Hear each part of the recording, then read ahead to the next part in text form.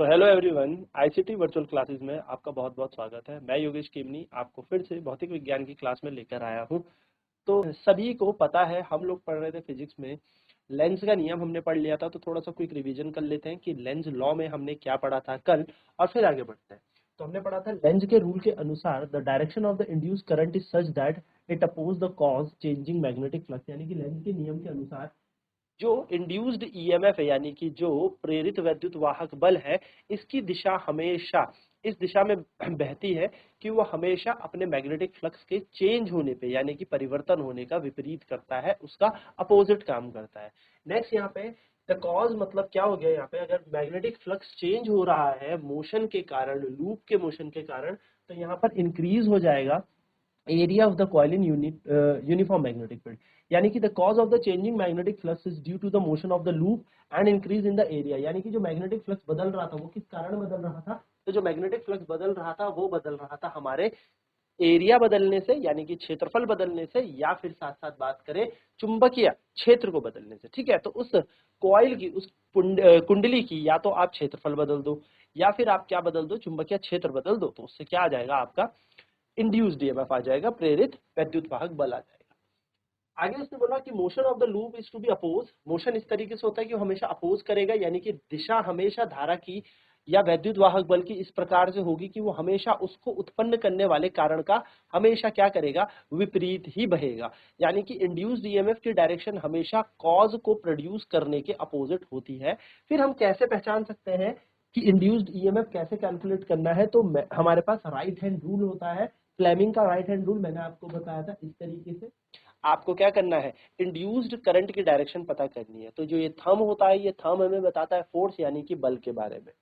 ठीक है, ये फोर फिंगर है, यानी कि जो ये उंगली है, ये बताएगी हमें मैग्नेटिक फील्ड के बारे में, यानी कि चुंबकीय क्षेत्र के बारे में। और उसी प्रकार से अगर आपकी मिडिल फिंगर जो है, ये आपको बताएगी आपके करंट के बारे में। तो हम याद रखेंगे एफ बी और फिर यहां से यूं आई। तो एफ बी आई हमारी ये तीन उंगलियां बताती है। F stands for force, F का मतलब बल है, बी का मतलब होता है मैग्नेटिक फील्ड यानी कि चुंबकीय क्षेत्र, और आई का मतलब होता है धारा यानी कि करंट। ठीक है, तो ये छोटी छोटी बातें हमें ध्यान में रखनी। ना हम आगे की कहानी यहां से लगाते हैं, आगे की चर्चा करते हैं। तो ये हमने पढ़ लिया था। अब हम बात करेंगे कि किस प्रकार से ओरिएंटेशन यानी कि एंगल बदलने से मैग्नेटिक फील्ड चेंज हो जाता है। तो magnetic flux phi can be changed by changing the relative orientation of the loop. यानी कि अगर हमें चुंबकीय क्षेत्र बदलना है तो हम चुंबकीय फ्लक्स को एक प्रकार से और बदल सकते हैं। या तो चुंबकीय क्षेत्र बदल दो, या क्षेत्रफल बदल दो, या फिर बदल दो आप उसकी ओरिएंटेशन यानी कि एंगल चेंज कर दो।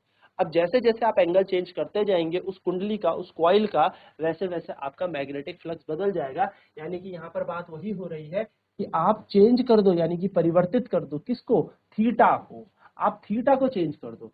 जो एंगल है हमारा कुंडली का, है ना, जो कोण बन रहा है कुंडली का चुंबकीय क्षेत्र के साथ, आप उसको परिवर्तित कर दे तो भी आपका प्रेरित वैद्युत वाहक बल आ जाएगा, क्योंकि आपका मैग्नेटिक फ्लक्स यानी कि चुंबकीय फ्लक्स परिवर्तित होगा।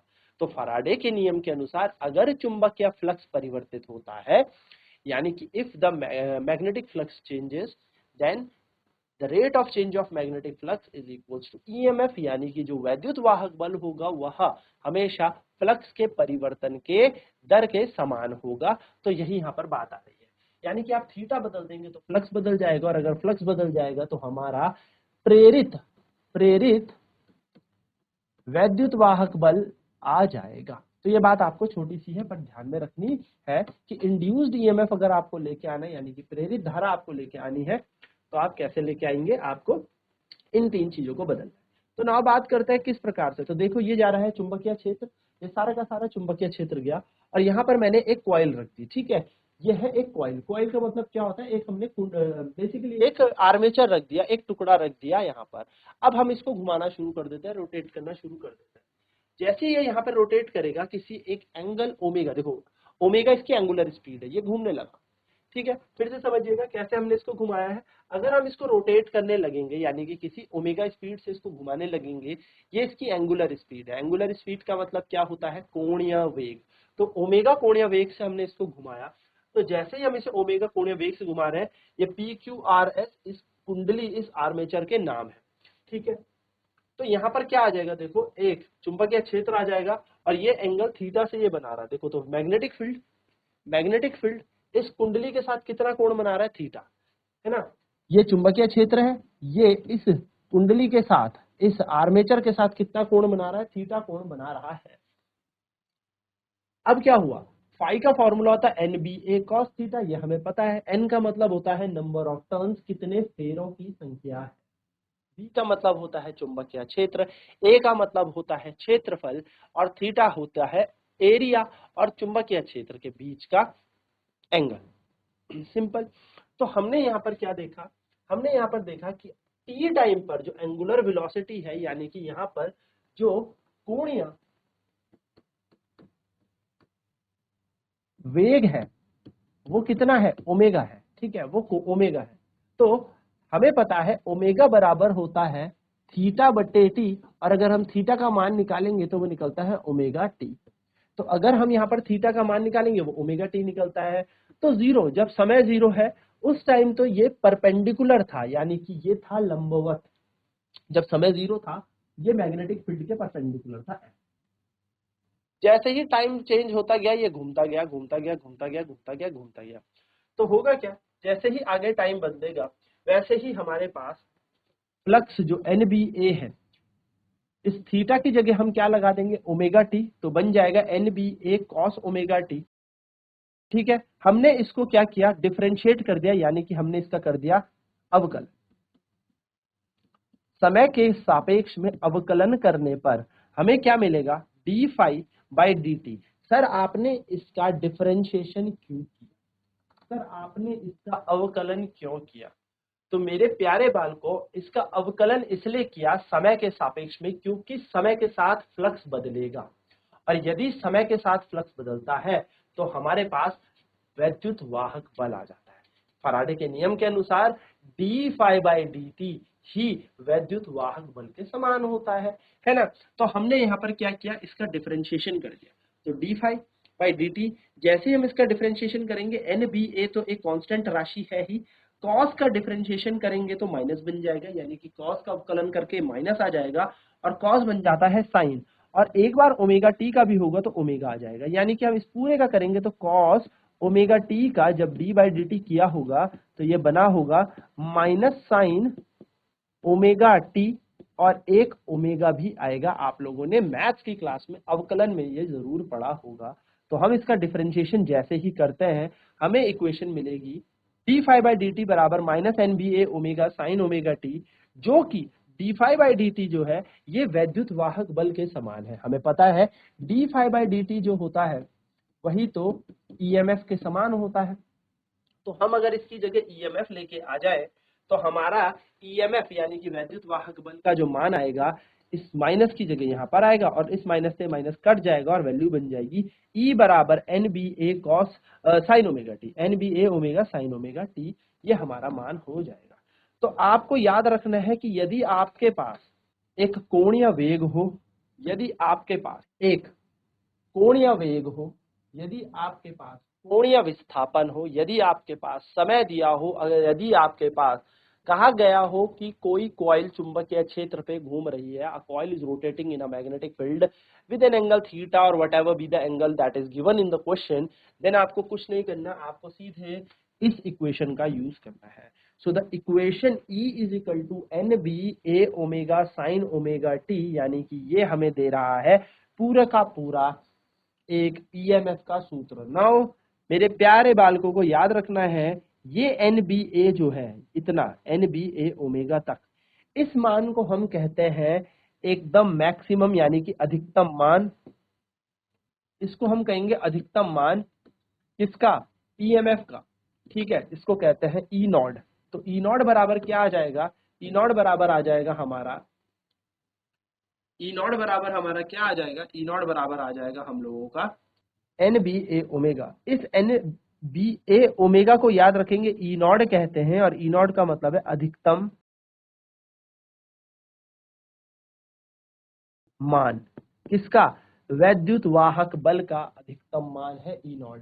तो यदि इस पूरी की जगह हम ई नॉट लगा दें तो हमारी इक्वेशन बन जाएगी ई नॉट साइन ओमेगा टी, जो कि हम आने वाले चैप्टर जिसका नाम है ऑल्टरनेटिंग करंट प्रत्यावर्ती धारा उसमें भी पढ़ेंगे, जिससे हमें यह पता लग जाएगा कि जो करंट है वो सिनुसोइडल वेव्स में चलेगा या ईएमएफ है वो भी साइनोसोइडल या कॉस वेव्स में चलेगा। अभी हम इनका ग्राफ भी इसमें चेक करेंगे। तो फटाफट से इसको नोट कर लीजिए, देता हूं मैं आपको 2 मिनट इसको नोट करने के लिए एंड देन बढ़ते हैं हम आगे। तो आपको ये छोटी छोटी चीजें ध्यान में रखनी है, कैसे आप d phi by d t करके कैसे आप इस एंगुलर स्पीड से, कैसे आप ओमेगा से, कैसे आप थीटा से आप एन बी ए ओमेगा याद रखेंगे। कई बार क्या होता है ना, आपको एन गिवन होगा, नंबर ऑफ टर्न्स दे रखे होंगे, मैग्नेटिक फील्ड दे रखा होगा, area of cross section of the loop दे रखा होगा, एंगुलर वेलोसिटी दे रखी होगी। आप लोगों से पूछा होगा पीक वैल्यू बताएं, यानी कि अधिकतम मान बताएं या शिखर मान बताएं, किसका, वैद्युत वाहक बल का या वोल्टेज का। तो आपको बस कुछ नहीं करना, एन बी ए ओमेगा को मल्टीप्लाई करना है, आपस में गुणा करना है। जल्दी से नोट करेंगे। तो चलिए बढ़ते हैं आगे और आगे की कहानी शुरू करते हैं। ना ईएमएफ जो चेंज होता है कंटिन्यूअसली होता है। अभी हमने यहाँ पे क्या देखा, देखिए हमने यहाँ पे देखा कि जो ईएमएफ है वो साइन के हिसाब से चेंज होगा। अब आपको पता है जो साइन की वैल्यू है, यानी कि साइन एक फंक्शन है, साइन थीटा का बदलते हैं तो साइन थीटा बदलते ही पूरी वैल्यू चेंज हो जाती है। जैसे साइन 0 होता है, फिर साइन को लेते लेते 90 तक ले जाएंगे तो साइन 90 आपका 1 हो जाएगा। तो साइन की वैल्यू को अगर आप चेंज करेंगे, यानी कि साइन के साथ देखो थीटा बदला है, तो ओमेगा टी दोनों का मान अगर बदलते गए तो साइन का मान बदलेगा, जिसके कारण ईएमएफ यानी वैद्युत वाहक बल का भी मान बदलेगा। यानी कि पूरी कहानी जो है इसके हार पर घूम रही है। अब मैं कह रहा हूं अगर मैं इसको बदल दूं, यानी कि अगर हम इस ओमेगा टी को बदल दें तो साइन बदल जाएगा, और यदि साइन बदल जाएगा तो ई बदल जाएगा। अगर हम साइन थीटा के मान को बदल दे तो साइन थीटा का मान बदलता जाएगा, और यदि साइन थीटा का मान बदलता जाएगा तो ऑटोमेटिकली ईएमएफ यानी वैद्युत वाहक बल बदल जाएगा। तो वही यहाँ पर लिखा हुआ है कि जो ईएमएफ है वो कंटिन्यूअसली चेंज करता है periodically with given to rise in alternating EMF, यानी कि ईएमएफ वैद्युत वाहक बल समय के साथ साथ धीरे धीरे परिवर्तित होता रहेगा। ठीक है, तो वह हमें कुछ इस तरीके से बताएगा कि मान लिया ये हमारी एक्स एक्सिस है जो कि थीटा दर्शा रही है, जिसका थीटा ओमेगा टी के बराबर है। हमें भी पता है एंगुलर डिस्प्लेसमेंट बराबर होता है एंगुलर वेलोसिटी इनटू टाइम, यानी कि कोणीय विस्थापन बराबर होता है कोणीय वेग गुणा समय। और अगर मैं बात करूं आगे तो यहाँ पर हमने क्या दे दिया, यहाँ पर हमने एंगल दे दिए, देखो पाई बाई 2 90, 180, 270, 360, इस तरीके से हमने एंगल्स का डिस्ट्रीब्यूशन कर दिया, क्योंकि थीटा का जो मान होगा वो एंगल्स में ही होगा। और अगर हम यहाँ पर टाइम की बात करें तो टाइम कैसे होगा, t/4, t/2, 3t/2 और ये t, यानी कि यहाँ पर टाइम t बन रहा है। ऐसे ऐसे करते हुए यहाँ पे टाइम 2t बना, यानी कि ये समय भी बता रहा है, साथ साथ में ये एंगल बता रहा है कितने कोण से ये चला या घूमा। अब अगर हम एक ग्राफ बनाए ईएमएफ का, यानी कि यहाँ पर हम ईएमएफ रख दें वाई एक्सिस की तरफ, वाई अक्ष की तरफ हमने ईएमएफ रख, तो ग्राफ कुछ इस तरीके से बनेगा। ना सर ये कैसे बना, क्योंकि ये साइन का ग्राफ है। साइन का ग्राफ याद रखेंगे साइन 0 से शुरू होता है, यहाँ पर क्या रहा होगा, 0 रहा होगा, है ना। तो इस पॉइंट पे 0 रहा होगा, इस बिंदु पे 0 रहा होगा, तो यहाँ पे साइन की वैल्यू 0 होगी। फिर साइन 90 पे जाओगे तो मैक्सिमम वैल्यू ले जाओगे, फिर 180 पे 0, फिर जैसे ही आप 270 में जाओगे तो -1 का मान जाएगा। ऐसे बढ़ाते बढ़ाते 180 में फिर 0, इस तरीके से साइन का ग्राफ हमारा चलता रहेगा। तो साइन का ग्राफ कुछ इस तरीके से हमारा बन जाए। ये हमारा ईएमएफ है। तो देखो ये मैक्सिमम वैल्यू होगी ना, पीक वैल्यू हो गई, यानी कि सबसे ज्यादा बड़ा मान कहाँ पे होता है, साइन 90 में सबसे ज्यादा मान होता है। साइन 90 एक होता है, एक सबसे बड़ा मान होता है साइन का। तो साइन का मान सबसे बड़ा, तो यहाँ पर पीक वैल्यू आई, यानी कि शिखर मान आया, किसका, ईएमएफ का। इसी को हम ईएमएफ का एम्पलीट्यूड भी कहते हैं, यानी कि आयाम भी कहते हैं। यही हमारा एम्पलीट्यूड है, ईएमएफ का वैद्युत वाहक बल का आयाम। आयाम क्या होती है, इस क्रस्ट की जितनी ऊपर की हाइट हो, यानी कि शिखर का जितना ऊंचा मान हो, उसे हम इसका पीक वैल्यू यानी कि शिखर मान कहते हैं। तो इनिशियल पोजीशन जो थी वो थीटा बराबर 0 पे ली। तो जब हमारी थीटा बराबर 0 से ये कॉइल घूमते घूमते 90 में आ गई। देखो चुंबकीय क्षेत्र के बीच ये कॉइल घूमी, टक टक टक टक टक टक टक टक टक घूमी। तो पहले 0 पे थी, तो 0 एंगल जब था तो कुछ ईएमएफ नहीं था। अब ये घूमी घूमी घूमी घूमी घूमी घूमी 90 पे आ गई। 90 पे आई तो यहाँ पर क्या हुआ, मैग्नेटिक फील्ड के साथ जैसे ही 90 पे आई, इसको एक पीक वैल्यू मिली, मैक्सिमम वैल्यू मिली। ठीक है, तो E is equal to e naught cos omega t. अब देखिए दोस्तों, हमने यहाँ पर पीछे ई नॉट बराबर ई नॉट साइन ओमेगा टी भी देखा। उसी प्रकार से हमारे पास एक ग्राफ कॉस का भी आ, यानी कि हमारा ईएमएफ साइन फंक्शन में तो दिया जा ही सकता है, साथ साथ में हमारा ईएमएफ कॉस फंक्शन में भी दिया जाता है, क्योंकि थीटा प्लस पाई करते ही आप कॉस फंक्शन में चले जाएंगे, साइन 90 प्लस थीटा करते ही। तो हमारा यहाँ पर ग्राफ बन जाएगा ई बराबर ई नॉट कॉस ओमेगा टी। और इसका अगर हम ग्राफ बनाए, तो इसका ग्राफ देखिए कुछ इस तरीके से बनेगा। ये वही एक्स एक्सिस जो ओमेगा टी चली गई लेके। नेक्स्ट अगर बात करें तो pi, pi by 2 pi, 3 pi 2, 3 pi by 2, 2 pi, 5 pi by 2, 3 pi, ये वही एंगल्स चले गए। नेक्स्ट अगर हम बात करें तो टाइमिंग हमने यहाँ पर बांट दी है, समय हमने यहाँ पर बांट दिया। और आगे अगर हम इसके ग्राफ की बात करें तो देखो ईएमएफ जा रहा है, लेकिन कॉस का जो अधिकतम मान है वो 0 में आएगा, यानी कि कॉस 0 1 होता है। जहां पे साइन 91 होता है वहां पर कॉस 0 1 होता है, साइन 0 0 होता है। तो जब साइन 0 पे था तब तो इसकी मिनिमम वैल्यू मिल रही थी, साइन 90 पे आया तब ईएमएफ पीक ले रहा था। लेकिन कॉस के केस में क्या होगा, कॉस के ग्राफ में जब 0 होगा तो ये लेगा मैक्सिमम वैल्यू, और जब 90 होगा तो लेगा ये 0 की वैल्यू। तो इस तरीके से हमारा ग्राफ चलेगा। तो कॉस का ग्राफ हमेशा ऊपर से शुरू होता है, ऐसा हम कह सकते हैं, और साइन का ग्राफ हमेशा यहाँ से शुरू। तो हमारी ये दोनों इक्वेशन है ईएमएफ की। और याद रखिएगा ई नॉट की वैल्यू मैंने आपको बताई थी एन बी ए ओमेगा। ये ईएमएफ तो है ही, ये पीक वैल्यू तो है ही। तो हमारा ये ई नॉट हो जाएगा। हमारा यहाँ पे ये ई नॉट था, कौन सा ग्राफ था, ये था ई बराबर ई नॉट साइन ओमेगा टी का ग्राफ, और ये है ई बराबर ई नॉट कॉस ओमेगा टी का ग्राफ। सो ऑल्टरनेटिव ईएमएफ जो होता है वो एक्सप्रेस किया जा सकता है साइन और कॉस फंक्शंस में, यानी कि जो वैद्युत वाहक बल है ऑल्टरनेटिंग यानी कि प्रत्यावर्ती, इसको हम साइन फंक्शन और कॉस फंक्शन से दर्शा सकते हैं। तो जल्दी से इसे नोट कर ले, फिर हम आगे चर्चा करते हैं। तो ये हमने जान लिया है, यह होता है हमारा कॉस का ग्राफ और ये होता है हमारा साइन का ग्राफ। और जब भी हमसे ईएमएफ यानी वैद्युत वाहक बल कहे तो वो साइन और कॉस दोनों के ग्राफ्स में हो सकता है।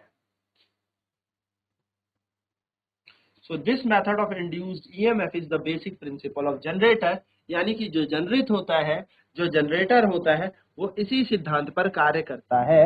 इंड्यूसिंग ईएमएफ यानी कि वैद्युत वाहक बल, जब प्रेरित वैद्युत वाहक बल आ जाए तो जनरेटर क्या करता है, वही तो करंट बना के फेंकता है। यानी कि जो जनरेटर वर्क करता है वो किस पे करता है, generator works on the principle of EMI, electromagnetic induction. ठीक है, प्रेरित धारा, बेसिकली हम कह सकते हैं, यहाँ हम कह सकते हैं वैद्युत चुंबकीय प्रेरण पर हमारा जनरेटर काम करता है। ठीक है, तो इसी सिद्धांत पर जनरेटर यानी कि जनरित हम जिसे कहते हैं, जनरेटर हम किसको कह सकते हैं, जनरेटर हम कह सकते हैं, जनरित हम जिसे कह सकते हैं, वो इस पे काम करता है। तो जनरेटर किस पे वर्क करता है, जनरेटर इसी पे वर्क करता है। तो किस तरीके से हमारा ईएमएफ आएगा, किस तरीके से हमारा वैद्युत वाहक बल आएगा, जब हम इस कुंडली को दो बड़े बड़े चुंबक के बीच घुमाते हैं। तो हमारा जनरेटर में क्या होता है, एक बड़े बड़े दो चुंबक होता है, बीच में एक कॉइल होती है आर्मेचर, और वो घूमने लग जाता है। जब वो घूमता है तो उसके अंदर क्या आ जाता है, शिखर मान के हिसाब से एनबीए ओमेगा, और इस हिसाब से क्या हो जाएगा, हमारे पास एक ईएमएफ डेवलप हो जाएगा, यानी कि वैद्युत वाहक बल आ जाएगा। ये बात आपको ध्यान में रखनी है। नाउ एडी करंट्स और फोकल्ट करंट क्या होता है, जिसको हम भंवर धारा भी कहते हैं, भंवर धारा। क्योंकि आपने क्या किया, बहुत तेजी से आपने इस मैग्नेट को या इस कॉइल को इस मैग्नेटिक फील्ड के अंदर से घुमाया, भंवर धारा। ठीक है, so the induced circulating loop current produce in a solid metal due to change in magnetic field. जब आपने बहुत तेजी से इस कॉइल को इस चुंबकीय क्षेत्र के बीच में घुमाया, बहुत तेजी से घुमाया, तो घुमाने के कारण इसके अंदर करंट डेवलप होता है। और ये करंट पता कैसे डेवलप होता है, मैं आपको नॉर्मल गांव की भाषा में से समझाऊं तो एक पत्थर उठाओ और पत्थर उठा के ना आप एक तालाब में फेंक दो। बहुत ही सरल शब्दों में बताता हूँ, पत्थर उठा के तालाब में फेंक दो, तो पत्थर उठाओगे और एकदम स्थिर पानी में फेंकोगे तो उसमें तरंगे बन जाएंगी, करंट्स बन जाएंगे, है ना। तो वो करंट जो बनेंगे वो क्या होता है, वो ही होता है एडी करंट। ठीक है, वैसे ही एडी करंट्स होता है। यानी कि जब आप इस कॉइल को चुंबकीय क्षेत्र में बहुत तेजी से घुमाने लग जाओगे, बहुत तेजी से आपने इसको घुमाया, तो उसके कारण क्या आ गया, एक सर्कुलेटिंग लूपिंग करंट आ गई, यानी कि गोल गोल धारा आ गई। और जो गोल गोल धारा आती है उसी को हम क्या कहते हैं, एडी करंट या फोकल्ट करंट। फोकल्ट साइंटिस्ट का नाम था जिसने इसके ऊपर चर्चा की थी, तो फोकल्ट करंट भी इसी को कहते हैं, भंवर धारा। तो होगा कैसे, देखिए जैसे ये एक मेटल का बॉक्स है, अब इस मेटल के बॉक्स से हमने क्या कर दिया, चुंबकीय क्षेत्र निकाला, तो इसके अंदर क्या आने लगा, हल्का हल्का हमारा करंट दौड़ने लगा। तो जो करंट दौड़ेगा वो कैसे दौड़ रहा है, ऐसी दौड़ रहा है जैसे एक तालाब है, पानी फेंको, पत्थर फेंको तो वो कैसे बनती है, ऐसी तो सर्कुलर लूप्स बनते हैं, तो वो लूप्स यहाँ पे बनने लग गए। इसको हमने क्या बोल दिया, एडी करंट यानी कि भंवर धारा। तो भंवर जैसे ये होती है, जैसे भंवर बनते हैं ना, साइक्लोन्स बनते हैं, भंवर बनते हैं, वैसे ही ये भी बनती है, इसलिए हम इसको भंवर धारा कहते हैं। ठीक है, तो ये एडी करंट्स हो गए। चलिए एप्लीकेशन, ये कहाँ काम आता है, एडी करंट्स के काम क्या क्या है, यानी कि भंवर धारा के क्या उपयोग है। An induction furnace eddy currents are used for melting iron ore, यानी कि ये जो करंट होते हैं ये बहुत ज्यादा हीट को जनरेट करते हैं। ये क्या करते हैं, हीट को, यानी कि इनसे ऊष्मा बहुत ज्यादा निकलती है, तो जब ये ऊष्मा निकलेगी तो ये किसी चीज को पिघलाने के लिए काम आएगा। तो ये जो एडी करंट है, यानी कि जो भंवर धारा है, ये आयरन ओर, यानी कि जो लोहे के अयास्क होते हैं उनको पिघलाने के लिए बड़ा इंपॉर्टेंट है। ठीक है, उनके लिए ये काम आती है। नेक्स्ट बात करें तो इसका दूसरा उपयोग, in speedometer eddy currents are used to measure the instantaneous velocity या स्पीड ऑफ व्हीकल। जब हम अपनी गाड़ी चलाते हैं, बाइक चलाते हैं, कुछ भी चलाते हैं, तो हमारी गाड़ी का मीटर क्या बताता है, हमारी स्पीड बताता है, हमारी चाल बताता है। तो एडी करंट वहां पर भी उसको मेजर करने के काम आते हैं। ठीक है, भंवर धारा ना बहुत तेजी से क्या करता है, ये करंट को बताएगा, और करंट फ्लो करेगा तो ये हमें एग्जैक्ट उसकी वैल्यू बता देगा कि हमारा स्पीडोमीटर कितनी स्पीड को पकड़ के चल रहा है। Next, in electric brakes of train eddy currents are produced to stop rotation of the axle of wheel. तो जो एक्सल ऑफ व्हील है, जब ये हमारी जो ट्रेन चल रही होती है, तो इलेक्ट्रिक ब्रेक का उपयोग करके एडी करंट जनरेट होते हैं, जिसके कारण क्या होगा, हमारी रेल के पहियों को रोकने का काम किया जाएगा, ब्रेक प्रोवाइड किए जाएंगे। तो ये भी भंवर धारा ही होते हैं। नेक्स्ट है, इन एनर्जी मीटर्स, जो हमारे घरों में मीटर आते हैं ना बिजली के बिल मापन करने के लिए, उनमें तो वाट मीटर जिसको हम बोल रहे हैं, एडी करंट जो यूज होते हैं उस टाइम हमारे एडी करंट क्या बताते हैं, कंजप्शन ऑफ इलेक्ट्रिक एनर्जी, यानी कि ये बताते हैं कि कितनी ऊर्जा खपत हुई है। तो ये सारी कहानी आपको छोटी छोटी चीजों में याद रखनी है। तो आई होप ये सारी चीजें आपको समझ में आई होंगी। नेक्स्ट क्लास में हम आगे अब म्यूचुअल इंडक्शन और सेल्फ इंडक्शन की कहानी शुरू करेंगे, यानी कि बात करेंगे अन्योन्य प्रेरण और स्वप्रेरण की। तो आईसीटी वर्चुअल क्लासेस में जुड़ने के लिए बहुत बहुत धन्यवाद। मैं मिलता हूं आपसे अगली क्लास में, तब तक बाय बाय, टेक केयर।